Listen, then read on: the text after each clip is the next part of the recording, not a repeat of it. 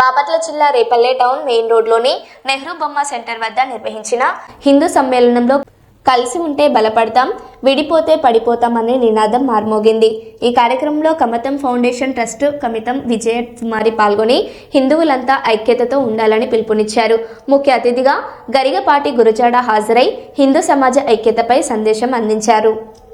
ఈ కార్యక్రమానికి నన్ను ఆహ్వానించటం, నేను మీ అందరితో ఈ హిందూ సమ్మేళనంలో కలిసి పాల్గొనటం చాలా శుభ పరిణామంగా భావిస్తున్నాం. హిందువులందరూ ఐక్యతతో ఉండాలి. ఇక్కడ హిందూ సమ్మేళనంలో ఒక క్యాప్షన్ చూశాను నేను, అందరూ కలిసి ఉంటే బలపడతాం, విడిపోతే పడిపోతాం. కాబట్టి అందరూ కూడా గ్రహించాల్సింది ఏంటంటే, మనమందరం హిందూ బంధువులందరం ఆత్మీయంగా ఒకరితో ఒకరు మెలిగినప్పుడే గ్రామ స్థాయి నుంచి దేశ స్థాయి వరకు బలపడతామని ఇందులో అర్థం అని అనిపిస్తుంది నాకు. మీరందరూ ఇక్కడికి విచ్చేసినందుకు నా ధన్యవాదాలు తెలియజేస్తూ, నాకు ఈ అవకాశం ఇచ్చినందుకు కృతజ్ఞతలు తెలియజేస్తున్నాను.